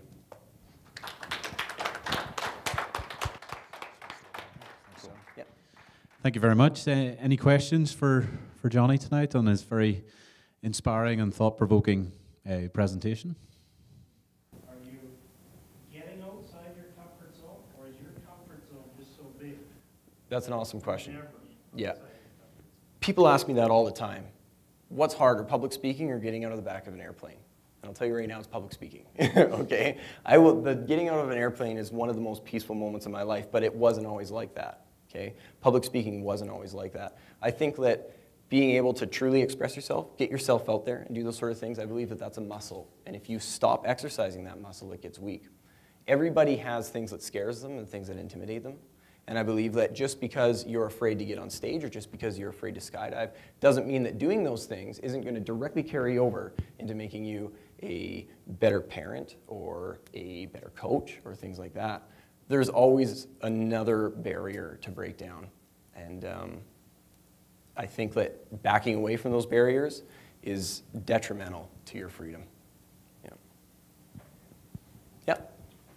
How do you prepare yourself psychologically to do, like jumping out of a plane or some of these other, do you do visualization or, Yeah. or what kinds of things do you do in order to get yourself to carry it out? I know you have the idea in your mind Yeah. so forth, but how do you finally get yourself to, in the process of jumping out of the plane or whatever? Right. So looking out the door, this could be it. How do you get out? Yeah. Right. Okay. Visualization for me has always been key. Like you touched on in my bio, it's all about looking at things and how they work, and that's something that's been driving me since I was a little kid. So if I can step back from a situation and see myself go through it and see myself do it, I think in my head that I've basically already done it. I've done all of the hard work. You know, I can really visualize what it's going to feel like. How am I going to roll over if that's the case that needs to happen? I can't pitch a parachute if I'm on my back. So you have to think about these things. Once you prepare yourself for all of the unknowns, you sort of just have to take a bit of a leap of faith, I guess, excuse the pun. And you just have to put your body into the situation. If you train well and you keep your, you know, and you're healthy and you live healthily, I believe that as soon as you free your mind and as soon as you sort of commit your being to being able to do something, you basically just have to put yourself into that situation. And at that point, things will take over. That and about a 15-second prayer really come in handy. And honestly, again, I don't know how you feel about spirituality and things like that, but maybe it's just myself convincing myself that everything's going to be okay, that allows me to fully commit to these kind of things. Because, yeah, sometimes it can be a bit of a process. Thanks. Thank you. So thanks for that. And thanks again, Johnny, on behalf of the Be Fit for Life Centre in Lethbridge and the Lethbridge Sport Council. Just present you with this. Thank you. Thank you. And all the best. Yeah, thank you. Cheers. Okay. Next up, we have our multi-sport from a parent perspective with Dawn Keith. Dawn is a full-time faculty of physical education instructor, mother of two to a 15 and a 17-year-old, both participating in elite levels of basketball, volleyball, and soccer. She's also the wife of a firefighter. Masters of Education and Leadership, NCCP Level 3 coach in basketball, owner/coach of the Stars Basketball Association, Alberta Provincial coach, under 17 and under 15 women, former assistant coach of Canada's Cadet Women Basketball Team, former head coach of Basketball Canada's Centre for Performance, World Masters Game athlete, gold medalists, basketball, Lethbridge Sports Hall of Fame inductee, coach and athlete to LC Dragon Boat Team, academic/competitive winner of the Montana Dragon Boat Festival, lifelong learner, athlete and leader in health and wellness, education, mentor, coach, and advocate for youth and young women in sport. So we've really got a top drawer basketball and multi-sport parent tonight. I welcome Dawn Keith. Anyway, it doesn't really sound like I'm talking about multi-sport after you listen to the biography and it's basketball, basketball, basketball, but my start was definitely multi-sport. And I started to think about this a little bit and get nervous, and I'm much more comfortable in a gym setting. And one of the parents that are here, I coached their kids way back in the day in Stars Basketball Association. And I guess what kind of drove me to talk about this when I was talking with Steph this summer is I've got two kids that have been involved with sports all of their lives, and some of the pressures from the organizations that they were involved with were to get into a single sport at a very, very young age. And when I talk about the multi-sport parent, and the way that I've kind of titled it is, and the decisions to help your children be successful in lifelong sport, is we are a product of our environment, and we're a product of our parents. And Gary, as you know, my father was a professor at the University of Lethbridge and the men's basketball coach there for a number of years, and physiology professor. And I learned at a very, very young age that the gym is where I was to be. And I had three younger siblings that followed suit. And on my mom's side, she was a racquetball champion, and I had no other place to be but around a racquetball facility on a regular basis as well. Along with that, we also did a lot at the ski hill. So Castle Mountain being about 90 minutes from here, and was raised on the ski hill. And as a result of that, what I'm seeing as a coach and as an educator in physical health and wellness, and being involved with Basketball Canada at a very elite level, being involved with my children's growth through all different kinds of sports, I'm seeing a very, very different kind of athlete come through that when I came through. And I'm kind of going back to that tomorrow. It's our alumni day tomorrow, and I haven't picked up a basketball or played for quite some time, so it should be quite interesting when we hit the hardwood, and also hurt probably for a week. But anyway, I guess one of the things that I wanted to look at, I had the very, very wonderful privilege to be involved with a national coaching school and listen to Istvan Bali and take a course from him, a very short course, and he it just warmed my heart to listen to the words that he was talking about in terms of the ABCs of movement, the movement skills. And I'm going to talk about 3 different things here. So fundamental movement skills, physical literacy, as well as fun, fitness, and fundamentals. And when I talk about fun, fitness, and fundamentals, I think some of the things that are lacking in our children's sport right now are those things. The social piece, there's some good things that come out of it, and there's some negative things, and we can always learn from those. But when we talk about fun, fitness, and fundamentals, we need to make sure that that fun is still in there.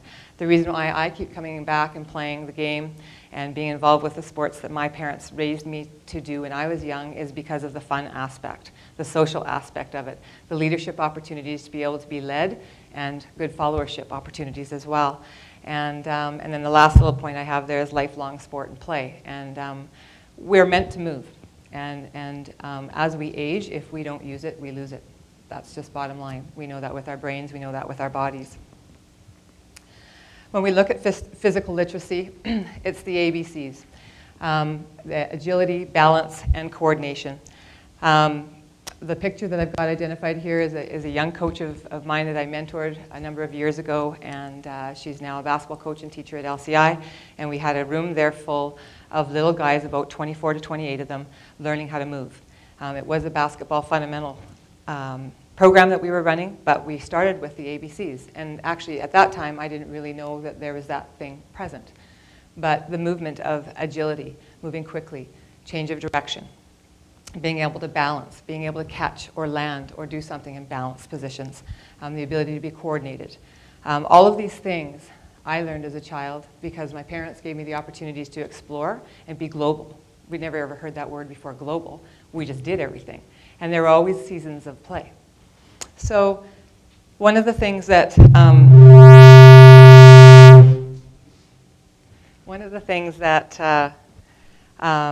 I believe to be true we're missing in our childhood nowadays those ABCs, and I think we're trying to, as educators, bring that back to life.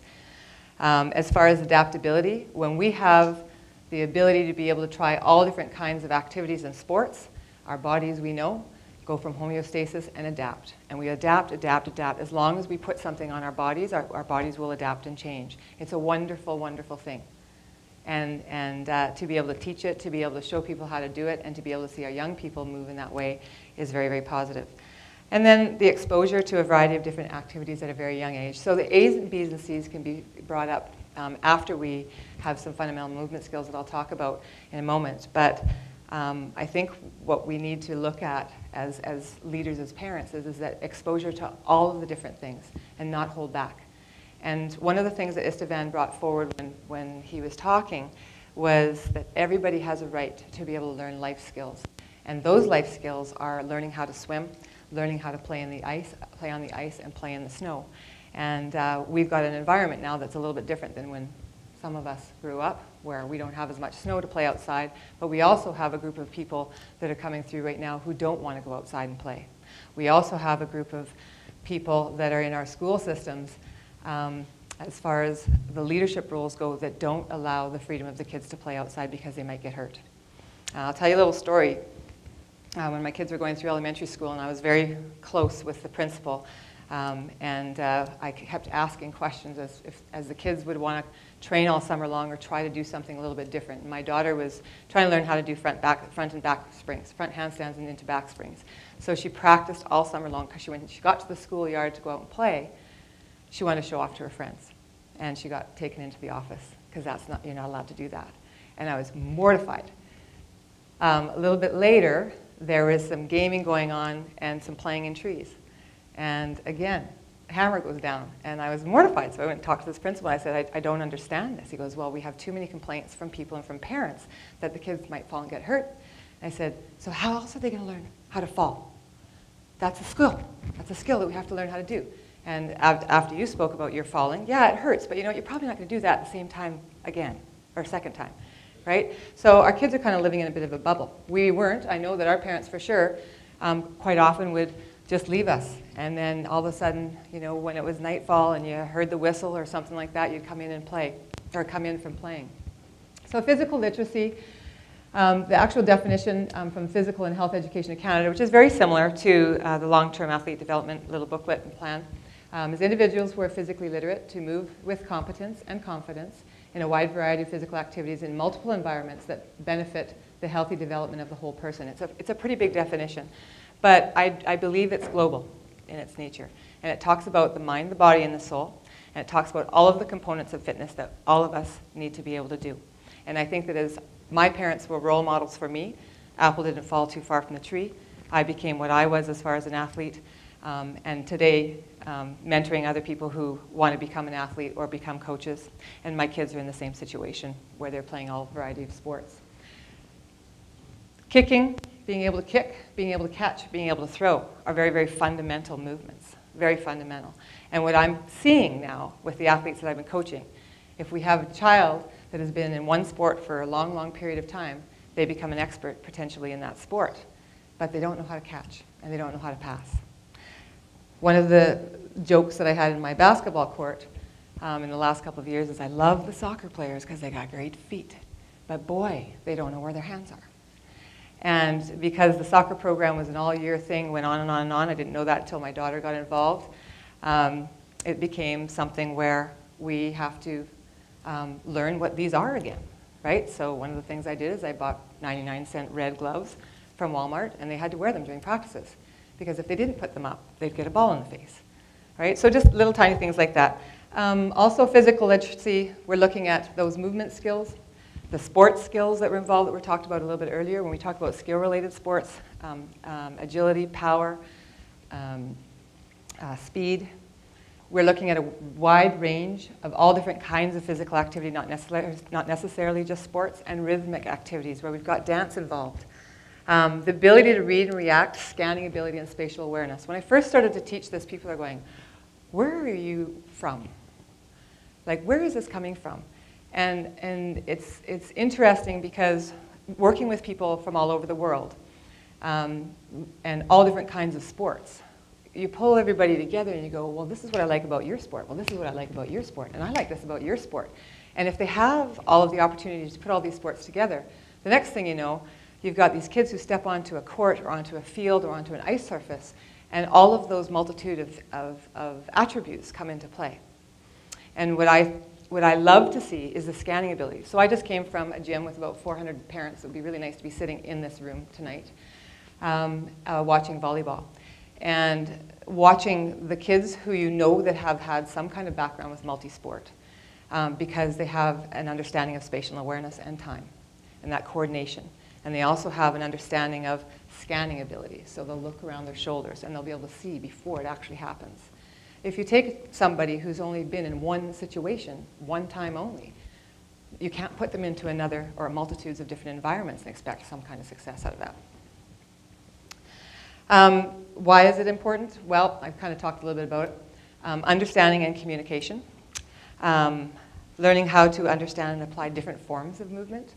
So if we've only been taught one way to move and all it is this, when it comes to going to catch something, we don't know how to do that. Some of these things are functional in daily life. Getting down into a push-up position, jumping for something, reaching for something, lunging for something. They're all functional movement skills. Someone who has the physical literacy has the ability to move gracefully and with confidence because they're aware of their surroundings. And you can see this at young kids who have played a multitude of different kinds of sports and have been given the opportunity to try and to learn and to take risks. Because I think it's really important to take risks. Not risks where you're going to get seriously injured, but certainly know how to climb an apple tree and know the risks of getting up into that apple tree. Enabling individuals to make healthy, active choices, which benefit themselves as well as other people and people that are in the environment. I just think that we become more well-rounded and more open to all different kinds of opportunities and all different kinds of coaching techniques, philosophies, and so on. leading me into, I didn't know exactly what Mr. Korthuis was going to talk about, so I kind of went, okay, so am I the multi-sport or are my kids the multi-sport? So I would like to think that I'm still multi-sport. As I age, it's definitely something you have to keep up on a regular basis, so the basketball court tomorrow is probably going to hurt.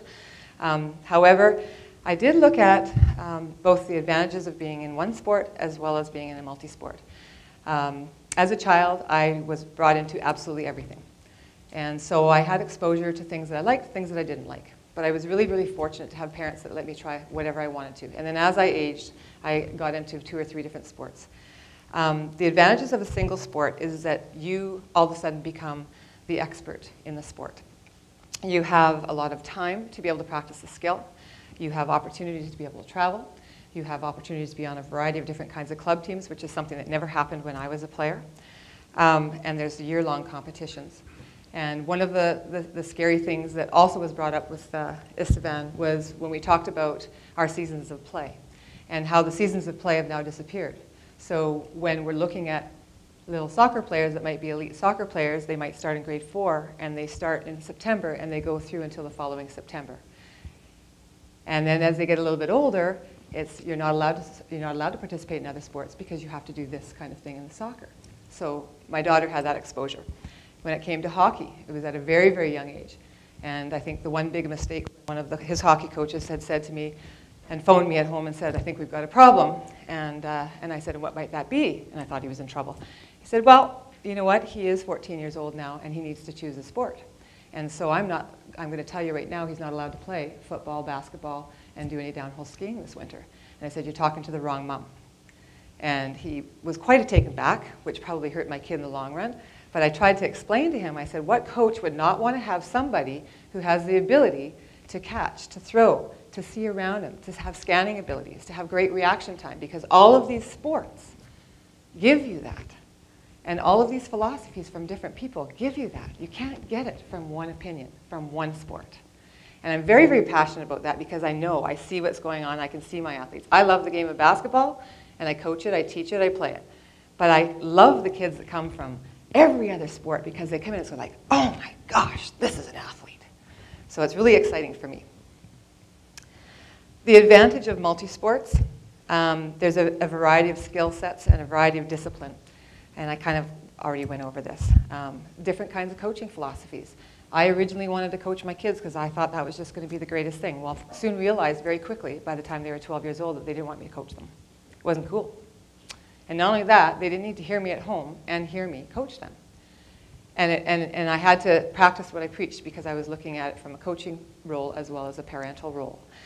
I think the other part of this multi-season where we've got, which has kind of gone away except for school sports, is the fact that the kids don't burn out. I have a kid that was a fantastic soccer player. She won't play anymore. I had a kid that was a great defenseman in hockey and won't play anymore. And so we're losing these kids at a ripe age, I think, and may not ever go back to it at certain points in time of their life, which worries me in terms of our long-term athlete development plan. The skill transferability I already spoke of. In terms of the fundamentals, we have to have fun in what we do. You have to screw up and make light of it. And hopefully your coach and the people that are surrounding you are okay with that. Because we only learn by making mistakes. We only get better by making mistakes. When we look at fun, fitness, and lifelong sport, that's my mom. She is the one that got me skiing as a 3-year-old. She's the one that got my children skiing as a 3-year-olds. She just had her second reconstructive surgery to a brand new knee and will be skiing this winter. She's 69 and a half years old, and if she can do it, I can do it. We've got modeling behavior right here. And so for my children to be able to see that Grandma Jode can do it, it's a very, very warm thing as I'm starting to see them grow up and move through life. So as we look at all the different kinds of sporting activities, all the people that we've reached, the socialization skills that we've developed, our leadership skills that we've developed, the connections. Basketball was a highway for me. I met people when I was in Spain 2 summers ago that I played against when I was in school at U of L in 1987. It's fantastic, the connections that you can make, and gives you opportunities that are beyond anything else. Enjoyment through physical and social and environmental wellness. I think that environmental piece is really, really crucial. We have 6 or 7 dimensions of wellness that I speak to on a regular basis when I teach here at the college. Physical is one of them, and it's the most important one, I believe. But we have all of these other things that make the physical part really, really fun.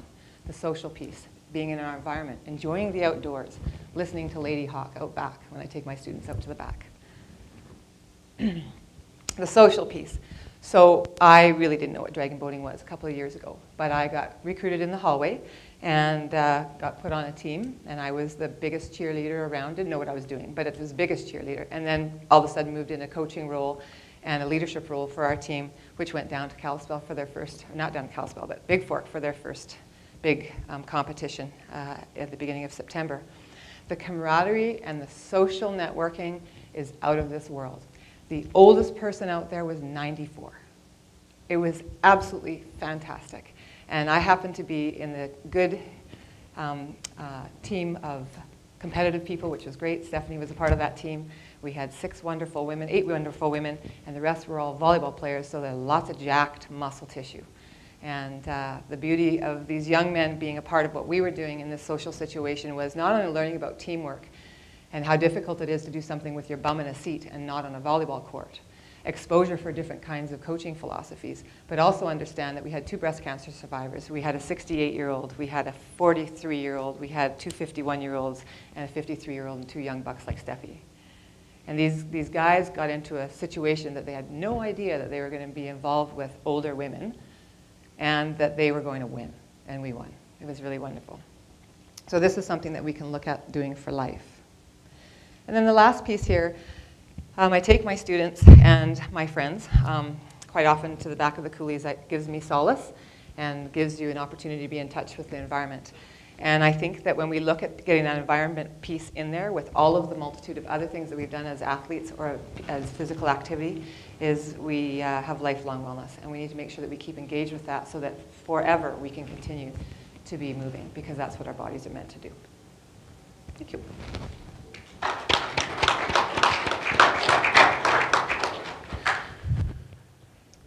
Thanks, Dawn, for an excellent insight into being a multi-sport parent.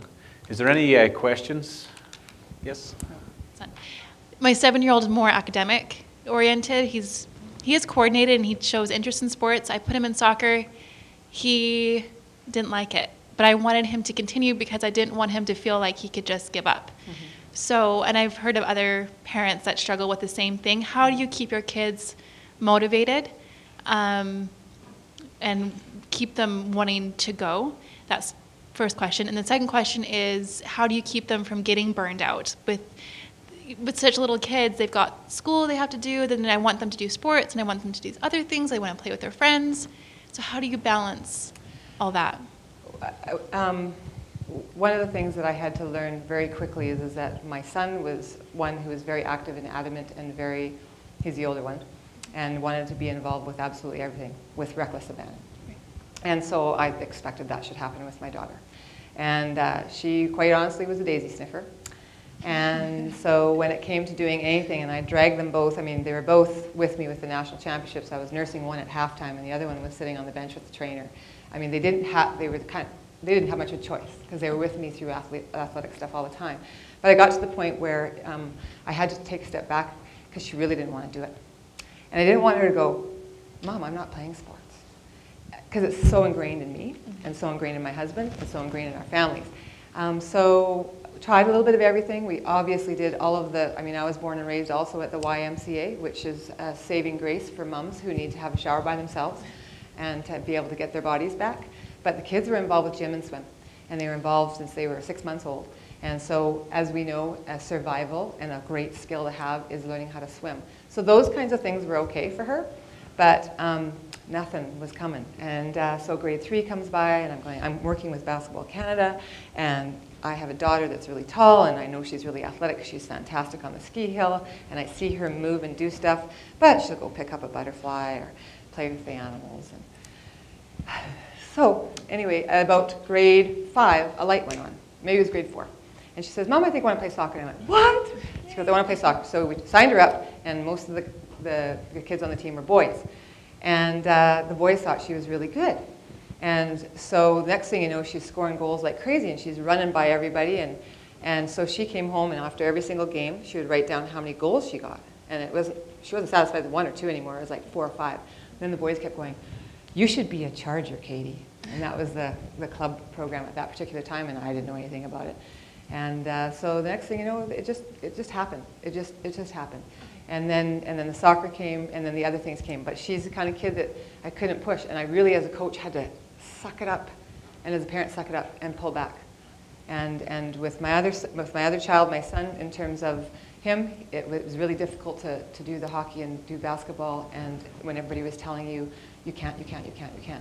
And so he had to make a decision. What do you want to be good at? What do you really enjoy? But we want to be able to keep doing activities. So what you're saying is to kind of follow their lead? And I think in some ways. In some ways. But I appreciate how you said that it's good to just expose them to different things, and then, eventually they'll... Yeah. I remember when my mom put me in gymnastics, I lasted about 15 minutes. Hated it. Never ever went back. At the YMCA, I would do gymnastics, but not in that specific discipline. And I remember her saying to me when I was in grade 7, "So, what do you like better, figure skating or basketball?" And I went, "Basketball." And years later, she told me that was really great because my basketball shoes were $25 and figure skating was $50 for a private lesson. So I think, I've watched a lot of parents, and I still see that, and I from a coach's and a mom's standpoint, and I watch the unhappiness of the child, and I think you have to be careful. Yeah, I think it has to be fun.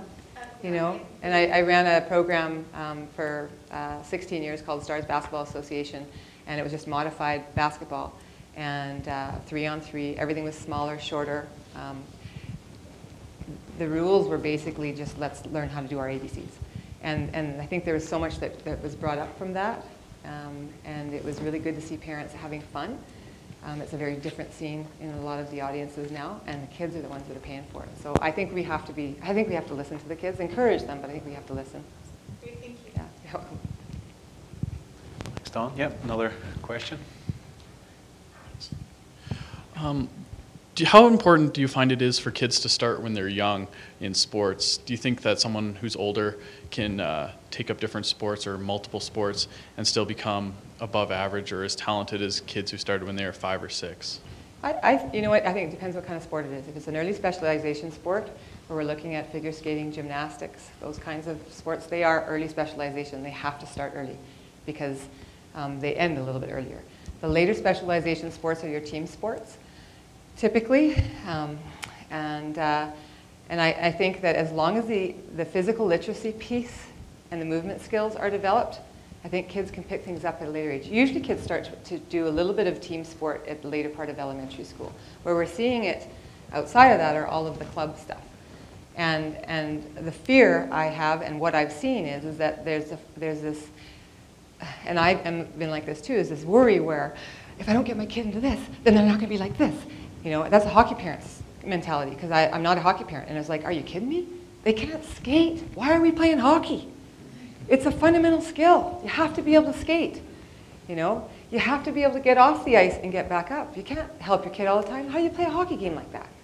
Right? So I think that there are what's called late bloomers, and I can give you a perfect example. So one of the gals that just played for me, she just graduated 2 years ago. She's at SFU. She was a gymnast, and she was a junior national ranked gymnast, and pulled out of school at a very young age. And by the time she went back to school, and she kept wanting to come to play basketball. So I'd throw her in with the boys because she could leap this high. And then didn't see her for a while, and then she comes back into the scene, tries out for a provincial thing that I'm running. And of course everybody goes, wow, because we don't get gymnasts. They just do things that are fabulous. But as a late bloomer and late specialization sport, this kid's probably going to have so much more energy, devotion, excitement, desire to learn, because she didn't start playing the game of basketball until about grade 10. And so when the coaches latched onto her at SFU, they were going, this is going to be fun. And it's the same thing with my other kid that went to the University of Saskatchewan. Late bloomer, didn't start playing until grade 10, goes to the #1 team in the country. And they just said, no injuries, no boredom, still loves the game, has lots to learn. So that's my experience. Good, great question. Any other questions for Dawn? Okay, well, thank you very much for a great insight into the life of a multi-sport parent and your coaching as well. On behalf of Lethbridge Sport Council and Be Fit for Life Centre, a small token of our appreciation. Thank you. Thank you. Okay, we've got a slight change to our schedule for this evening. I'm going to finish off talking about the lifelong piece, so being active for life. And what we really mean by that is the final stage, or is it the all-encompassing stage of Canadian Sport for Life. And to do that, I suppose I might talk about how I ended up in Canada. Obviously, from my accent, you probably have guessed by now that I'm not from around these parts, and I don't mean from Edmonton. I'm originally from Northern Ireland, and I moved over here. I first came out to Canada in 2005, and what brought me out to Canada, a friend of mine who I met through my sport, which is rugby, was actually getting married. So I decided at that time that I would take a year out and come and play and coach rugby in Canada, in Edmonton, and be around for this wedding that I was standing up for. So my sport was rugby, and at school system in Ireland and a lot of the UK, if it's a grammar school, you play rugby from September to April, and then you were outside for cricket or athletics, and that was really your choices. If you didn't play rugby, that was it. So it was pretty much a forced specialisation, I suppose. So when I came to Canada and found out about the school system and how the sports system worked, it was pretty impressive to hear about all the different types of different sports that you could do. And the volleyball season moved on to basketball, to soccer, and background to rugby again in some of the high schools as well. So that experience really opened up what Canadian Sport for Life and what being a multi-sport is, to see that there is an opportunity rather than just to do one thing all your life. But going back on that, I suppose rugby gave me that opportunity to travel. It gave me the awareness and the social interaction, which I think is very important, of being around, especially in a team environment, to be comfortable to travel to a different country where I didn't really know anybody, and to come here and just to go down to the local rugby club and be accepted and be welcomed, and to find a place for me. Since then, I've been on and I've coached numerous teams in Edmonton, a couple of provincial ones, been involved now in refereeing. So I think the Active for Life piece is trying to stay involved in a sport, whether it's as an athlete as long as you can, and there's masters, and there's even recreational involvement in that, is to try and keep those messages of healthy living and being active and the importance of that. But also there's the administrative side of sports as well. And I think that some of the best people that can be involved in sport, not always, but generally have a good concept of how things are run, are good administrators as well, and I think their opinions are very important. The environments as well, which Dawn touched on, are another key aspect of Canadian Sport for Life. Everyone just used to think it was one environment. It was either indoors on the floor, but we look at gymnastics as an air environment, swimming is on water, the diving is in the air as well. And other environments which became new to me when I came to Canada was skating. In Ireland, there's only 2 ice rinks. So when I met my now wife, and I was brought out to the annual shinny game, and it was the second time I'd ever put on a pair of ice skates, I soon had to learn that I had to go back and learn my active start and fundamental movement skills of learning how to stand up and slide around on ice. So I think being aware of those environments and having those life skills that you can be part of from the beginning, and be able to apply them and the ideas that you're taught from different coaches and challenges that you've had in your life, and to prepare them to trying to be active for the rest of your life. Yeah, I think that's pretty much all I wanted to touch on with being active for life. Are there any questions on that side of things, on what it means? One of the other parts, I suppose, that I would mention, some of the things that are going around across the province.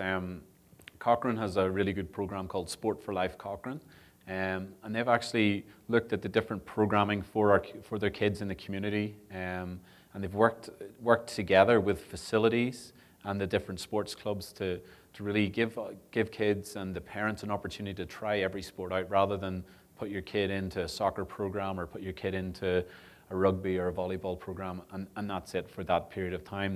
They've scheduled things and booked facilities around key times that work for both parents and families, and for the type of stage that it fits into in the long-term athlete development model. So for those people that are involved in community sport organizations, I think that that's a really good idea to start looking at your sports and your facility time, especially ice time, and when it's practical to have people on ice is a very good start to trying to build into your LTAD philosophies. Through the province, there are certain grants that can help look at that, and I know we've delivered some to the Tri-region, which is Spruce Grove, Stony Plain, who have actually looked at, they've redone all their ice times and all their court times so that recreational sport has its time, but also that if you're in the pool, you're not just there to be competitive swimming, there's a training component of that as well. So again, building those physical literacy skills up before they start to compete, and the same with the hockey times and the ice times as well. So I think to really look at the LTAD as a holistic approach, that it's not just for the athletes or the coaches, but it's also the community and the administrators to make sure that all the timings and the facilities can be best used to really get the benefit out of it for the entire best results of everybody. So I'd like to thank again Iain for his presentation, George, Tim, Johnny, of course, for his, and Don for giving a great insight into multi-sport and physical literacy. I'd like to thank Lethbridge College for letting us use the theatre tonight, the Be Fit for Life Network, and the Sport Council for helping put on this evening. Tomorrow, of course, is Sports Day in Canada, and there's some huge events on it in Lethbridge here. One of the biggest ones is the Sports Day in Canada Active for Life Amazing Race, which is at 1 o'clock to 3 p.m. at Henderson Lake. Parking is in the north parking lot by the dock and canteen. So make sure you spread the word and get as many people in town out to that one, because I'm sure it'll be a great day. We've also lots of literature outside on Canadian Sport for Life, different websites and different applications. One of the things which I probably should have done before I did this presentation was they actually have messenger training on the Canadian Sport for Life website. You basically sign up to be a CS4L champion, and they have free PowerPoint presentations which include all the videos from that are very current and topical on these issues. So have a look into those. Be free to take any of the information outside and pass it on, because I think the real message is to trying to get the parents out to buy into these things. I think a lot of the sport organizations have, the coaches have, but I think that we need to educate the parents on why this is so important and why physical literacy is such a key piece, and that if there is a multi-skills program being run, it's just as important to go to, more so sometimes than actually putting your kid into a sport-specific program at an early age. And I think that the more we can work together to educate parents, especially on the value of that, the more successful our base will become of athletes, and eventually that will rise to more people from Lethbridge on the podiums again. So that would be my one soapbox stand for that tonight. So thank you very much, Lethbridge. Johnny, you got a question? Actually, yeah, you've been touching on this multi-sport event. In Curran, do they have one? Not they have some multi-skills events, and Yeah. it was, and what that is basically looking at what makes up physical literacy, the agility, balance, and coordination. So they have fundamental skill type workshops. A key example, I'm not sure if the program is run in Lethbridge, would be sport ball. Sport ball's up in Edmonton. I think it might have came down as far as Calgary, and it's a program that's run from, I think it's age 4 right up to age 8, where they actually get an opportunity to try lots of different sports. So you get the throwing of lots of different sizes of balls. So you start off with maybe a softball, a soccer ball, and a volleyball. So all that's appropriately sized for that level of athlete. And then the striking, so you're actually taught how to strike if it's a T-ball, or with your feet, or if it's hand, stick, eye coordination. So basically empowering the kids then to make the decision of, okay, this kid's got really good hand-eye coordination, so maybe it is a good idea that they can specialize in hockey at a later stage, but basically giving them the confidence outside of a non-competitive sport environment to practice those skills. And I think that's what the key focus is. I think the great debate at the minute is with long-term athlete development in the province, is it up to Soccer Alberta, for example, to make sure that their kids are physically literate? Yes, they have a key important part, but I think if we go back to the sport community, the Be Fit for Life networks, they're the ones that can provide these basic skill camps that can empower all those kids to get the opportunity to try all those skills, so that then they can make their own decision and say, well, I actually quite like soccer, I like kicking a ball, and I'd like to do more, rather than, oh, let's go and try soccer and we're going to put you into a 6-week program before you've had an opportunity to do that. And that's basically what I mean from multi-sport. So rather than having a hockey tryout, have a sport tryout, yeah, like a life tryout. What are you what are you going to be good at? Mm-hmm. Yeah, and it comes back to working on the fundamental skills, on the movement skills, or what are the key athlete skills. Don touched on it earlier about throwing, kicking, striking, catching. Mm-hmm. And even before that, we go back to agility, balance, and coordination. And that starts at that active start level from the 0 to 5, where basically it's all about unstructured play and learning how to move and be aware of your environment. And then we move into the fundamentals of how to move around that environment with hopping and skipping, and those skills can be then applied so you actually can be balanced. So when you go into a different environment, if that environment's on ice and skates, that you do have a general center of gravity, and you can apply those skills that you've learned through time to learn how to move on skates.